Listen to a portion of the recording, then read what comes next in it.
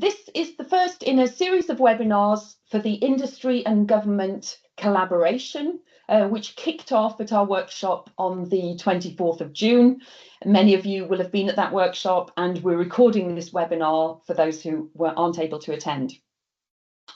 Now, following that workshop, these webinars address some of the questions which came up in our discussions, and the information we'll receive through the webinars will enable us all to prepare for our next workshop, which we're planning for the autumn. Today, this first webinar, as you can see, the keys to the Geothermal Treasure Chest, thank you, David, for that title, is about planning and regulation. At our workshop, we heard from Anna McLean and Katie Abraham, who both spoke briefly then, and their presentations ignited quite a lot of questions and a lot of interest. So today we'll hear in a bit more depth about some of the points that they were able to raise. And in addition, we're joined by Diane Steele from the Environment Agency, who was with us online at the workshop, and David Rutherford, partner at CMS. In terms of agenda, Anna will start giving some wider context on regulation, and then Diane will update us on some of the regulatory requirements for geothermal and also some amazing transformation work currently underway at the Environment Agency. After that, Katie will come back and speak about planning considerations and opportunities. And then finally, David will share some insights from his geothermal clients outside the UK. After that, we'll open the floor to your questions. We're using a slightly different system today for our webinar, so please use the Q&A button you should see at the top of your screen for your questions. And if the question is to a particular presenter, please add the name of the presenter. And also, if you have interest in a question that someone else poses, please like it to enable us to prioritise the questions at the end. So, in terms of introduction, that's it. I'm going to go on to the first slide, hopefully, and hand over to Anna to present the first section. Thank you very much, and I'll catch up with you at the end. Thank you. Anna. Oh, yeah. Sorry, thanks, Anne. Yes, so yeah, I am Anna McLean. I am a lecturer at Newcastle University, but I've also engaged in research in relation to geothermal energy. So sorry, can we move on to my next slide, please? Thank you. Yes, I'm going to give a bit of an overview, first of all, as Anne says, about the regulation of geothermal. I'm going to just mention briefly, first of all, why we need to regulate, and then have a look at how geothermal energy is currently regulated, and then look at some of what the gaps and weaknesses and limitations of the current regulation are. So in terms of why we need to regulate, why is it important to regulate geothermal energy, then there are issues with regard to the environmental impacts of the extraction of geothermal energy. So it can have an impact on water in terms of over abstraction, contamination, etc. There's also issues with regard to compatibility with other users of the land itself or the area, neighbouring impacts on neighbouring land. There can be visual impacts and can be noise impacts. We also need to regulate who can access geothermal resources, who is allowed, who has the right to extract those geothermal resources, and also need to look at management of geothermal resources. So geothermal energy is a renewable resource, but it is possible to abstract at a rate that's greater than the regeneration rate.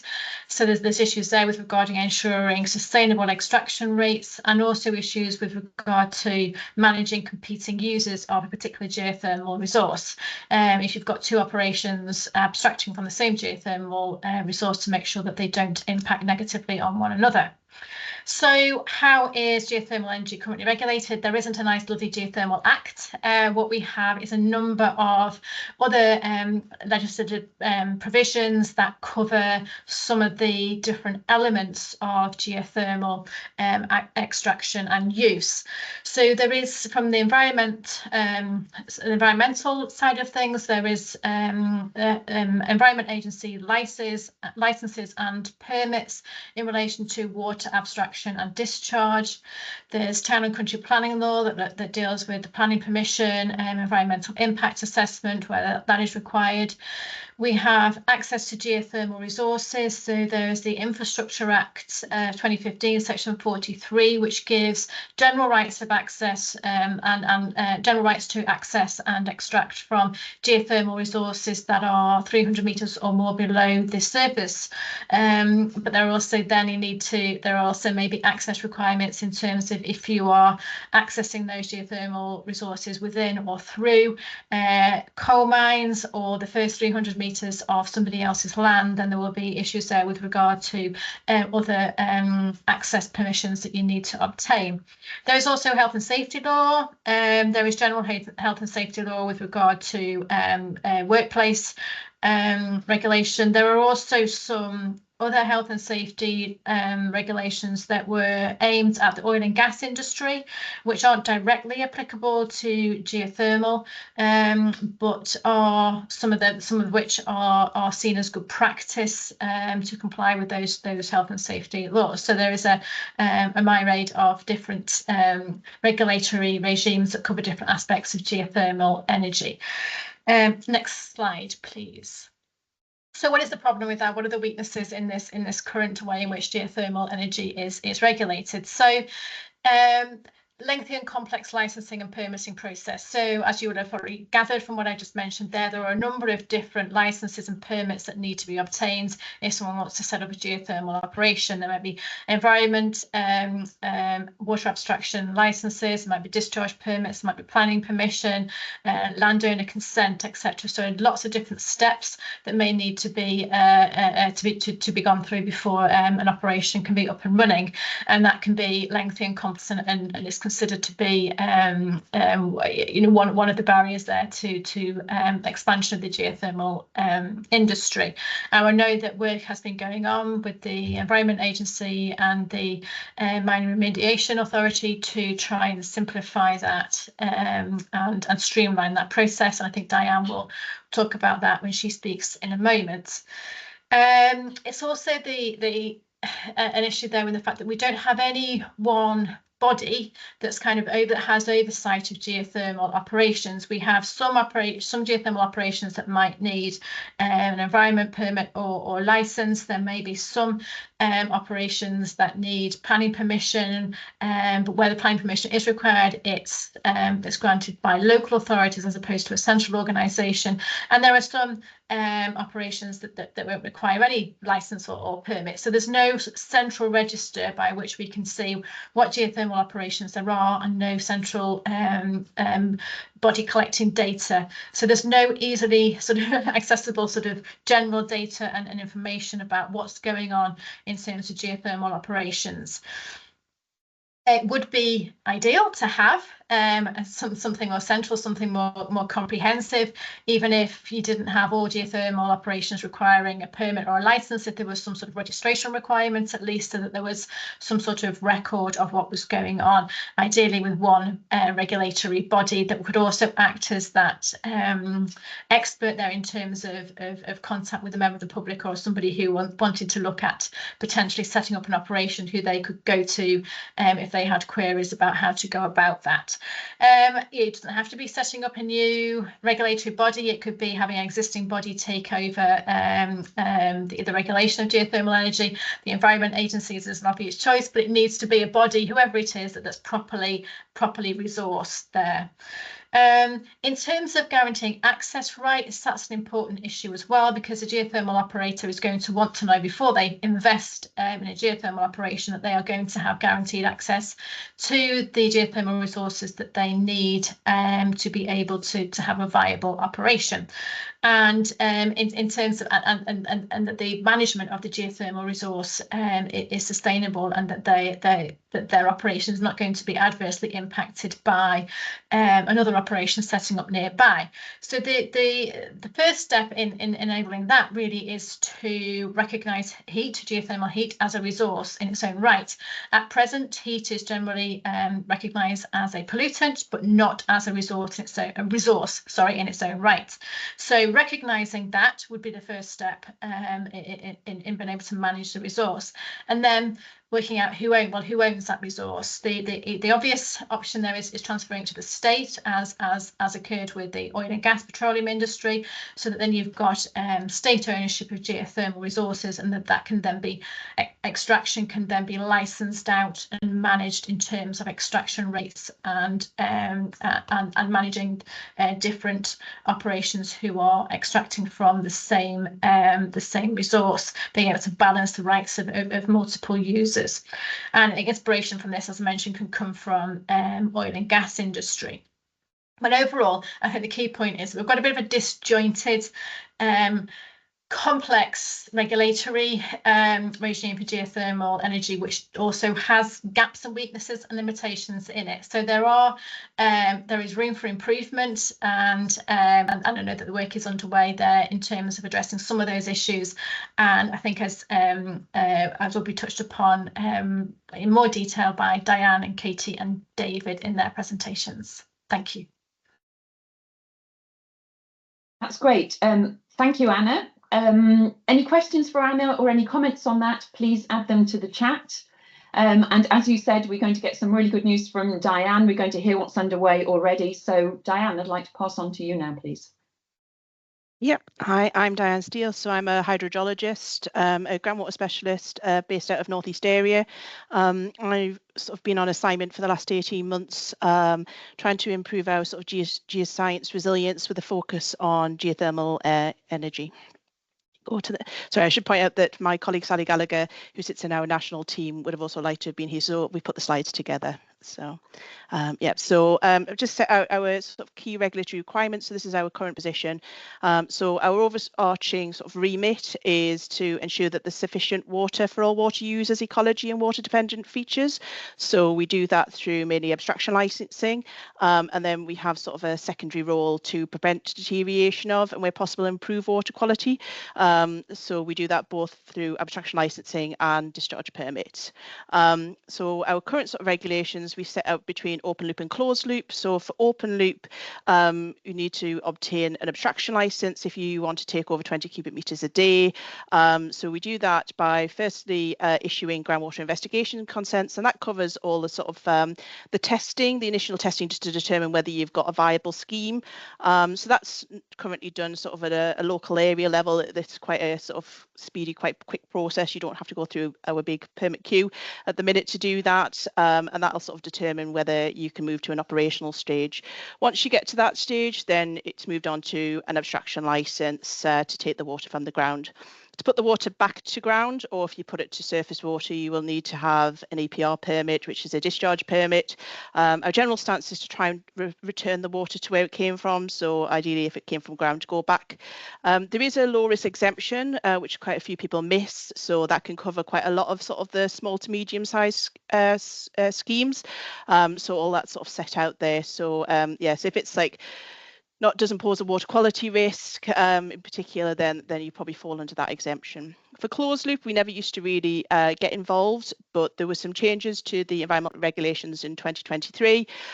So some closed loop systems were brought in. So these are the schemes where there was a potential for them to cause pollution, either through the construction or development. So we do believe that most schemes will still remain exempt. So there's an exemption that if you adhere to those conditions, then you won't need a permit. So we're now just starting to see a handful of closed loop applications come in to our permitting queue. There isn't a register if you are exemption. You just have to sort of check that yourself that you fall under the conditions. Other potential considerations that we might sort of need regulation is sort of waste to installation permit, but that's only depending on the sort of the wider use of the site. And also if you're doing a deep geothermal scheme, some of them are finding naturally occurrent radioactive materials, particularly from like deep granites. So if you find those and they're above certain trigger levels, then you might need a radioactive substances permit as well. So if you can go on to the next one. So with regards to sort of regulation, I'm just going to go through some of the work that we're doing on this and then on some of our sort of more evidence-based work. So from regulation, the current thing that we're trying to do is improve all of our outward-facing information on sort of geothermal and groundwater protection in particular. So we're updating what we call what was known commonly as GP3, which is our groundwater protection policies. So this is a set of guidelines and sort of position statements. So depending on different types of activities, so ground source heat and geothermal schemes would be one of them, what we would expect to see, and depending on where the location is and how risky it is, whether we would likely say yes and any restrictions that we would likely to put on those schemes. So it does have it's been published for probably about 15 years now, but it doesn't have a lot of like detail on the new technologies, and doesn't really reflect the current climate change agenda. So it's currently in update, and the plan will be that it'll be published later in the year. So my colleague Sally Gallagher she's writing the geothermal sort of updates for that within the National Groundwater team. We're also working with the Ground Source Heat Pump Association to update all the ground source heat and cooling standards. So they'll all be aim to be published in November. So all the borehole sort of construction ones, the vertical well ones. So some new standards are coming out there. So we're just trying to make sure that everything that we've sort of encountered, that some of the schemes that we've sort of dealt with have got issues with, that's all now covered in there. We do realise that we need more, particularly on sort of decommissioning and abandonment of schemes. So that's one of the bits of work that we're focusing on.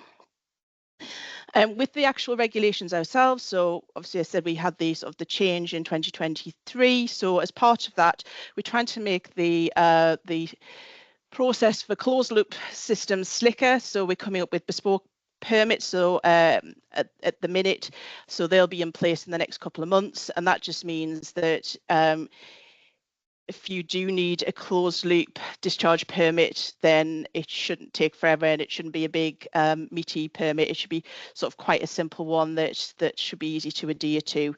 So that's just in the final phases, so that the permits have the templates have been written and they're just being signed off currently by legal. So yeah, the first schemes hopefully should get those soon.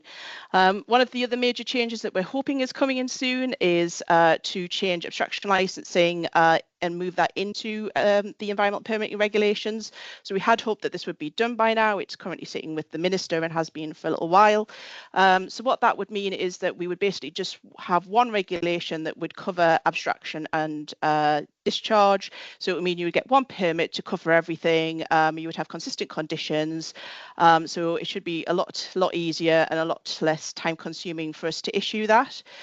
Also, as part of that process, we've put a number of new exemptions forward for both open and closed loop systems that pose a lower risk, such as like individual sort of dwellings. So we're waiting to see if they're signed off. So if those come through, then it should be a much easier process. We have to implement within a year of that. So we're now looking at the end of 2026. So yeah, we're literally just sitting waiting for the minister to sign that off.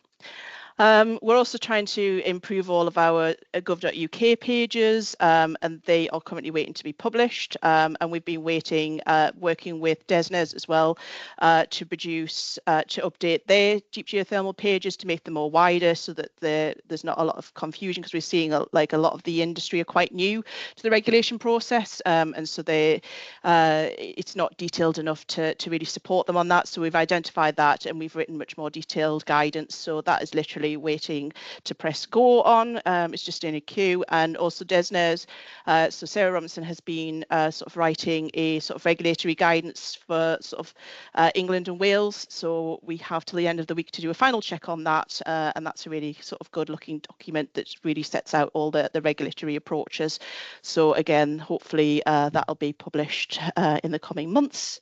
And then the final sort of thing on regulation is we're aware of the permitting timescales, and particularly even just to get advice from us. So we've come up with a priority tracked enhanced pre-apps advice service. It's a bit of a mouthful, but basically means that for sort of the bigger sort of more complex schemes, then you should be able to get advice for us in a much shorter time scale and have dedicated staff to do that. And for the smaller scales, we've reduced our sort of general time scales so that you're not sitting in the general permitting queue to be picked up for just generic advice. So, and then the last slide. So as aside from our regulation, we're trying to improve our own internal resilience, the consistency that you're seeing across the country, because we often get challenged to say that different areas are sort of giving different messages, and also improving our own knowledge through sort of evidence gathering. So we have an internal heat sector group, which we've had for quite a few years now. So this really sort of steers all of our geothermal work, priorities, and also it's currently trying to identify long-term resource needs, so that we can also make sure that as the industry grows, that we're not lagging behind in the number of staff that we require to sort of do the regulatory side. As Anna said, we've worked with the Mine Remediation Authority, and we've created a mine water heat timeline. So that's a simple sort of simplifies all the different regulatory requirements and the process. So that's on the Mine Remediation Authority's gov.uk page. So there's a link for that. We're writing an internal regulatory guidance to streamline, so to ensuring consistency. We see it on loads of different groups and feed into different sort of documents, including like the white papers and a lot of sort of academic projects. I'm leading on running a internal subsurface training program. So we've had about sort of 6 or 7 sessions. So this is where internal staff are sharing sort of case studies and lessons learned, but also we're hearing from industry as well, so that we can sort of be challenged on how we're doing things. So we had a talk from the Grassroots Heat Pump Association last week, but also we've had some consultants as well for that. And then we have our own chief scientist group who have got a research program. So to date they've looked at sort of producing documents on subsurface and environmental risks from different technologies. So they're all published. They're currently working on the future of the surface, and particularly looking at the sort of combined impacts of different net zero technologies in similar areas. And then they're also sort of feeding into the sort of the research of other organisations as well. So I will leave it there. Wow, you guys have been busy. It's fantastic. That's a great summary. Thank you very much, Diane. There's loads going on. It's really exciting to see. Yeah. Okay, moving swiftly on, I'll hand over to our colleagues from CMS. Katie, do you want to do a quick introduction, and then I can move on to your slide? Yes, absolutely. Hi, I'm Katie Abrahams. I'm a senior associate in the planning team at CMS. So if you can move on to the next slide there, Anne. There we go. So my part of the webinar is to focus on the practical reforms to the planning system that can unlock the potential of geothermal technologies.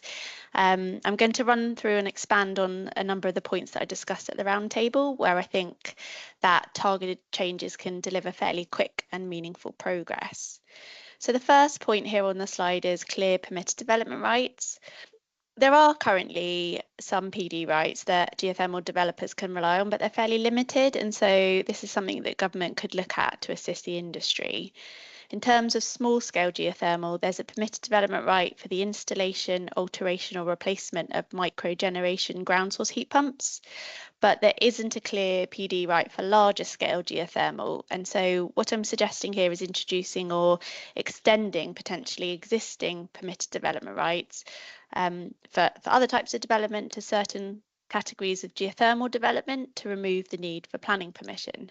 So by way of example, Schedule 2, Part 17, Class K, permits development on any land consisting of A, the drilling of boreholes, B, the carrying out of seismic surveys, or C, the making of other excavations for the purposes of mineral exploration, and the provision or assembly on that land or an adjoining land of any structure required in connection with any of those operations. There are exemptions to this where development isn't permitted, as is quite usual. So if the excavation, for example, this is an example of a number, if the excavation would exceed 10 metres in depth or 12 square metres in surface area, it's not permitted. There are also conditions attached. So, for example, the development must cease no later than 6 months after the elapse of the relevant period, unless the Mineral Planning Authority have otherwise agreed in writing. There's also a Class J, which includes a PD right for the temporary use of land for mineral exploration. So introducing a similar PD right or tweaking these existing ones to expand them to beyond just mineral exploration to include geothermal exploration would, I think, help the industry. It would lower administrative burdens, cut the cost and speed up delivery.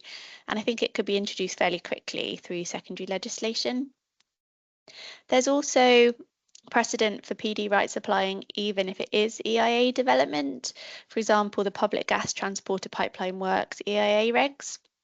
And this is relevant because the EIA regs provide that deep drillings, which includes geothermal drilling, constitutes EIA development if the area of the works exceeds 1 hectare or if the drilling is within 100 metres of any controlled waters.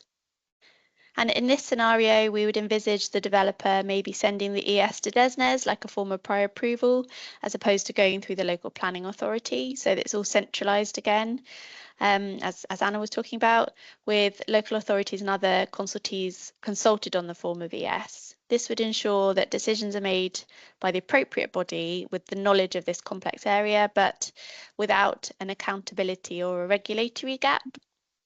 DESNZ would also need to be responsible for any HRA approvals. DESNZ also plays a role in other energy planning, including for overhead lines for electricity infrastructure. And so this could be an attractive option and again could be introduced through secondary legislation. So just in terms of wrapping up this bullet point, if there were wider PD rights to support geothermal technologies, this would speed up delivery of geothermal developments and would remove some of the consenting uncertainty. Relying on PD rights would be much quicker and cheaper than either consenting geothermal developments through the TCPA regime or the alternative of obtaining a DCO, which could be pursued if a Section 35 direction was obtained. The next bullet point here is EIA assessment and guidance. So the publication of specific EIA guidance tailored to geothermal technologies would, I think, be useful. This should clearly clarify the scope and scale of assessments required, drawing on best practice from other low carbon sectors. The third bullet point down goes to strong policy support for geothermal, and the NPPF does include deep geothermal heat within the definition of renewable and low carbon energy, but it would be very helpful if national planning policy explicitly recognised the role of geothermal in achieving net zero and energy security. As we discussed at the roundtable, the industry would benefit from strong policy support from government. Again, this is something that I think could be done fairly quickly and easily. Any geothermal specific policy should obviously include clear support for geothermal development, setting out its benefits and the need for a positive approach to applications. This would aid investor confidence in the sector and would send a strong signal to decision makers and developers and help ensure consistency in decision making across the country. And the last bullet point that I have here is the use of land at depth in Scotland. And as we discussed at the roundtable, section 43 to 45 of the Infrastructure Act 2015 grants a statutory right to use deep level land, which is defined as below 300 metres, for petroleum and geothermal exploration and development. And this removes the need to acquire easements compulsorily or to negotiate rights with individual landowners. And it was introduced in England and Wales following the Starr case, which confirmed that drilling through land at depth without consent could amount to trespass. The provisions of the 2015 Act don't extend to Scotland, where this is devolved, and the Scottish Government hasn't introduced equivalent legislation, which means that developers would be required to obtain voluntary agreements from all affected parties. And I flagged this as this is an area that I think the Scottish Government could look at to assist the industry. I will now pass on to David, who will look at some international perspectives for us. Thank you, Katie. And just by way of a quick introduction from me, I'm David Rutherford. I'm a partner in the energy team at CMS in London. What I'm going to do is just go through some of the feedback we've had from clients and other actors that we've had operating in the sector in other jurisdictions, and then draw together some of the best of their experiences and some of the suggestions that they've had for how the UK might want to go forward, particularly in terms of policy support. The first point, where is this treasure chest that we're talking about? in terms of in the regulatory map? Well, it's somewhere in the overlap of a Venn diagram of subsurface mining regulations, heat regulations, which might include competition, monopoly laws, and finally town and city planning laws. So it's somewhere in the overlap of those three.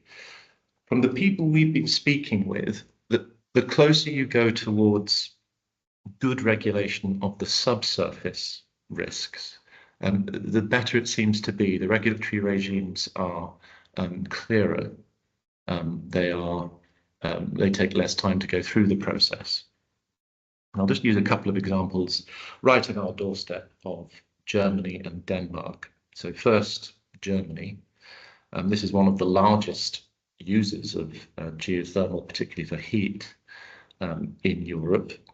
Its regulatory process is very slow.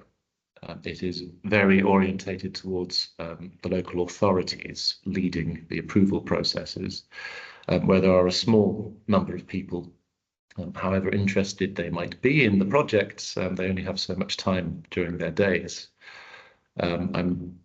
I understand that they even still use paper-based application systems. You can't use anything online in parts of Germany. But just this month, Germany, the German Economics Ministry has proposed a geothermal acceleration law, which does a number of things. First, it ensures that geothermal is labelled as an overriding public interest alongside solar and wind. So that's now a third pillar of their green energy commitments. It supports regional heat networks and reduces the red tape.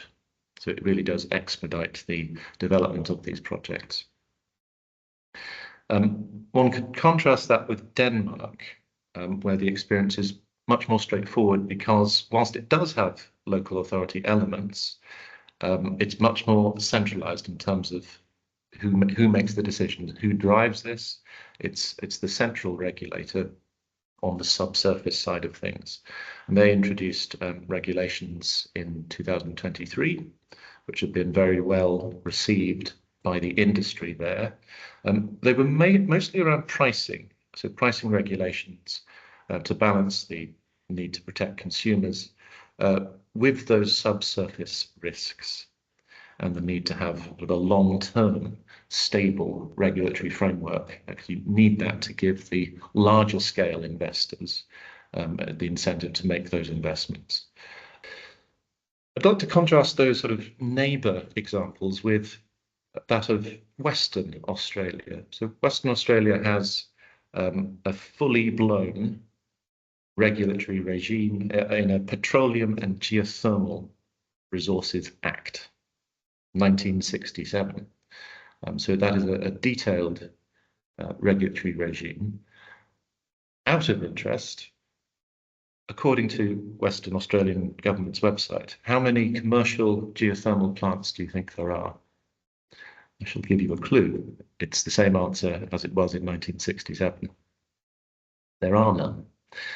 So whilst, in the view of the people we've been speaking to, having a clear regulatory regime is necessary, in and of itself, particularly at this stage for the UK, in and of itself, it's insufficient, because you need that policy support, as has been mentioned previously.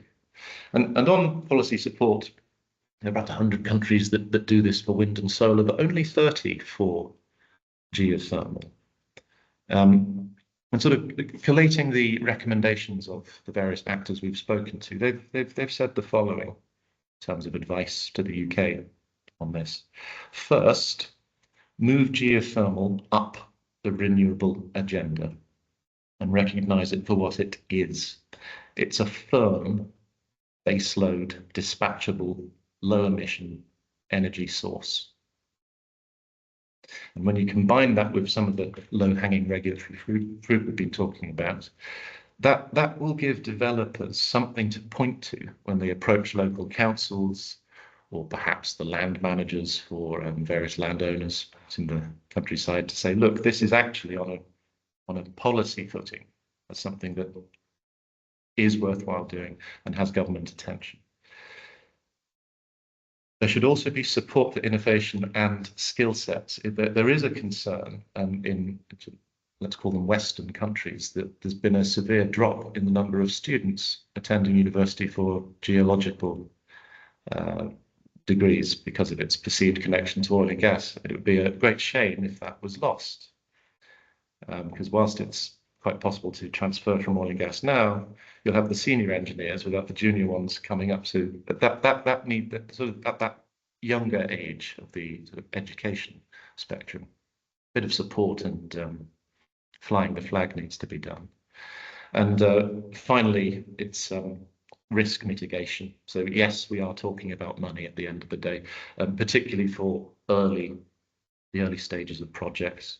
So that might take the form of grants, which is how it's done in Austria, subsidized loans, what they do in Indonesia, public insurance. So if the well turns out not to be that good, part of the cost is paid for. So that's what the Dutch have been doing for a number of years. Some of the people we spoke to even wondered, could Great British Energy undertake the actual exploration activities? I think it's a great idea, but maybe an initial step might be for GB Energy to collate what survey data there is available, and or do what happens in America, purchase or enter some sort of deal with oil and gas companies which already have this data.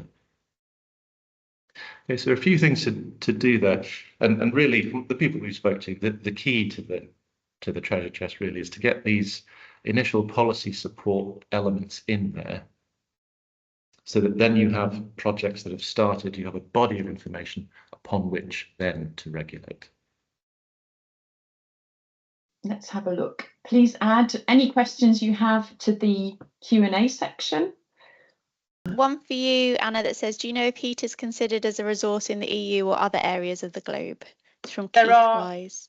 There are some countries that recognise heat as a resource and that licence it, yes. Yeah, so there is certainly scope for us to look at what's been going on in other jurisdictions. Yeah. There's a question for Diane. Can you see that, Diane?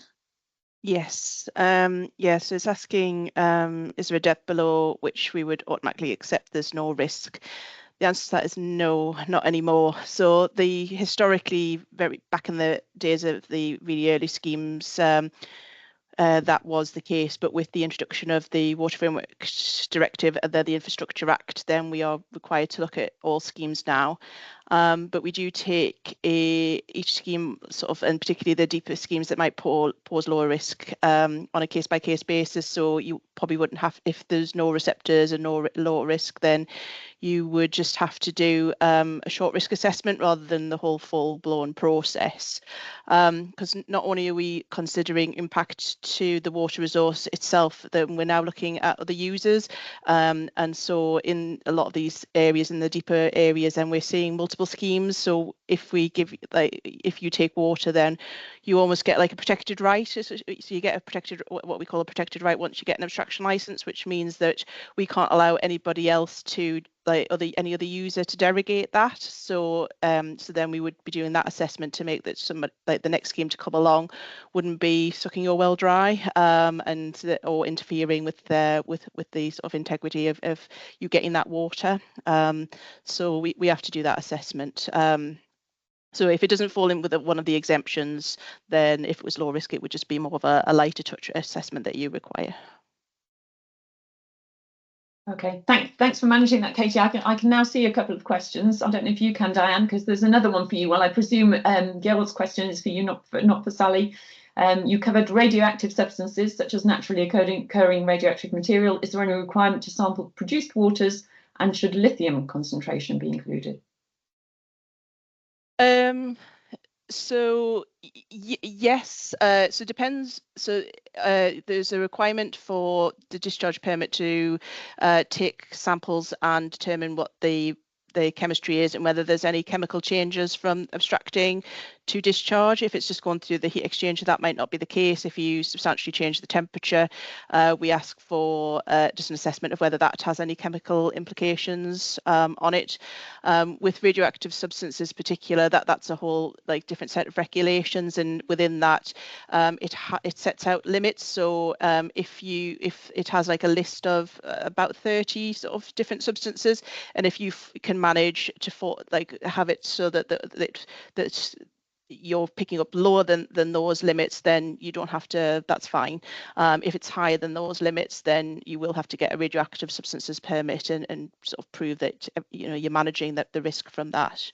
I think one of the biggest issues that we have for the deeper schemes is the transmission at surface, or they like making sure that the wells are constructed good enough so that either particularly in the reinjection wells, that they're not causing a pathway to the surface receptors. We're seeing a lot of the sort of reinjection into sort of where the water table is very high, close to surface, even on sort of 1 to 3 kilometre wells. We get, you see sort of water, like sort of pressure heads, and piezometric sort of water levels of sort of less than 5 metres to ground. And when you're trying to force the water in, then there's the concern that that if you don't construct the boreholes well enough, that they could get out to the shallow aquifers.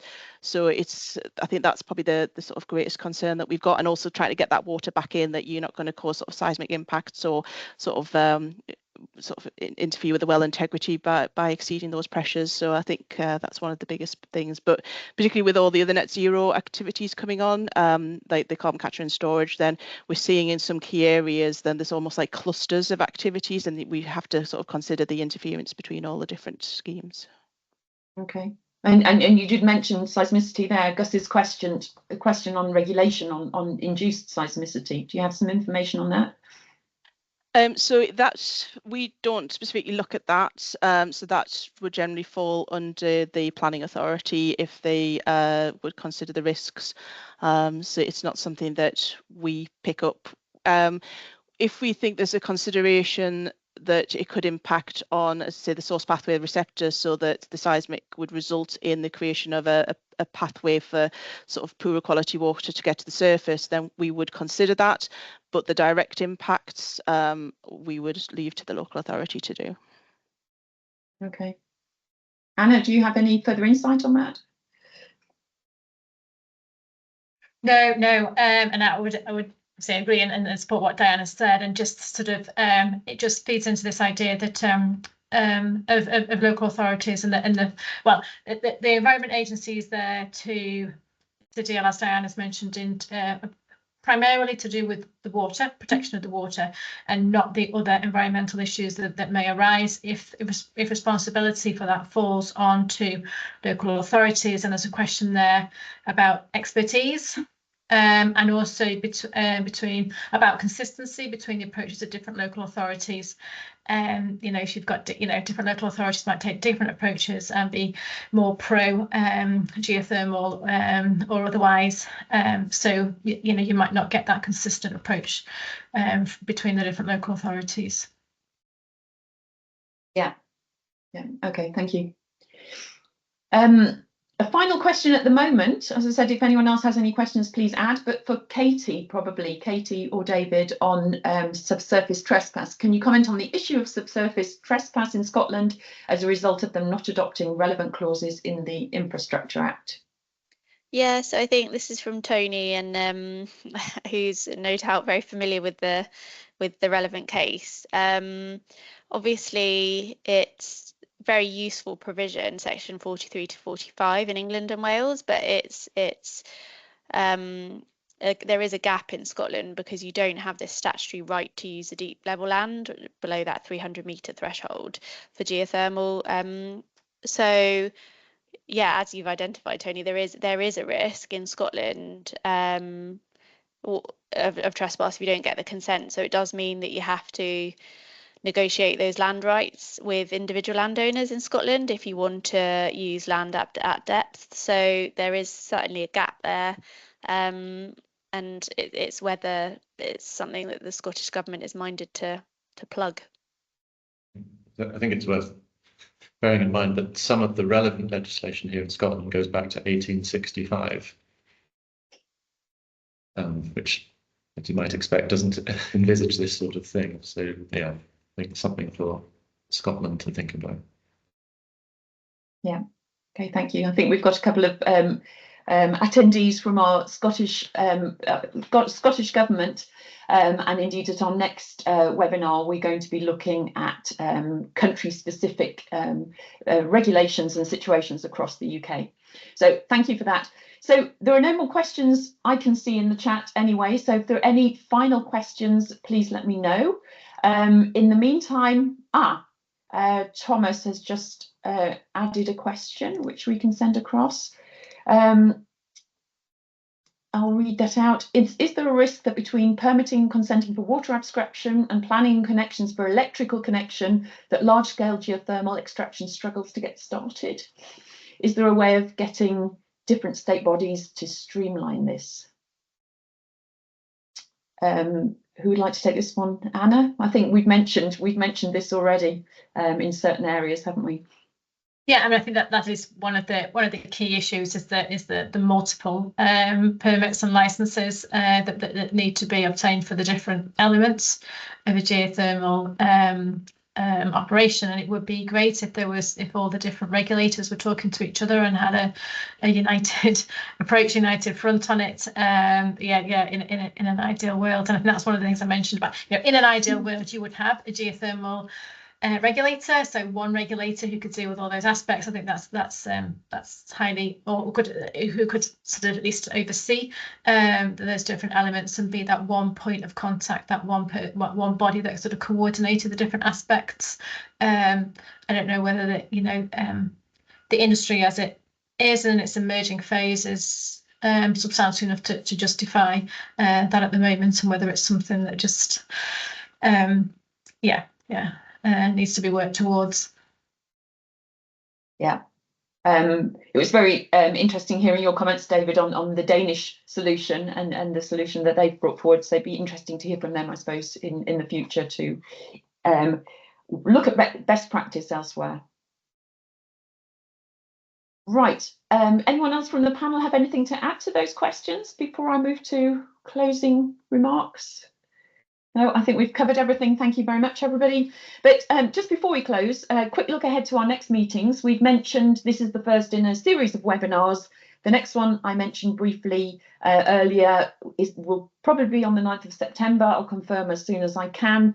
And this is kind of a trip round our 4 nations to see the status quo, to see good practice around the UK and in the 4 countries of the UK, what we can share, where we're up to, what's devolved, what isn't devolved. I think that's going to be quite interesting overview. The following webinar, and I hadn't got Denmark on my list of invitees, but I might speak to somebody in Denmark, is looking at learnings from Europe in geothermal, and that will be on the 16th of September. Just a high-level overview, but once we get that big picture, then we can drill down and get some more detail as we go through this process. So as I mentioned at the beginning, these webinars are kind of to set us up and to give us some information to make our work at our next in-person workshop as effective as possible. And I'm currently working with Desnes and several other people in the room today on the agenda and the format of this next in-person meeting, also taking account of some of the feedback that people have been given after the last meeting. The in-person meeting will probably be on the 6th of October, and that will be in London. Again, details as soon as I can send them. Just a shout out to everybody. We're keen to make this collaboration as impactful as possible. It's really exciting that we are working together across industry with our legal friends, with government to move geothermal forward. But the best way to make this as effective as possible is to get input from across the group. So please continue to get in touch with any comments, feedback or ideas for our work together to make it as effective as possible. Well, it just remains for me to say thank you to all our presenters, to Anna, Diane, Katie and David. Thank you very much to Michelle for your work behind the scenes. That's been invaluable. And thank you to all of our listeners and participants in the discussion today. Have a lovely summer, everybody, and I look forward to seeing you all soon. Thank you very much. Bye-bye.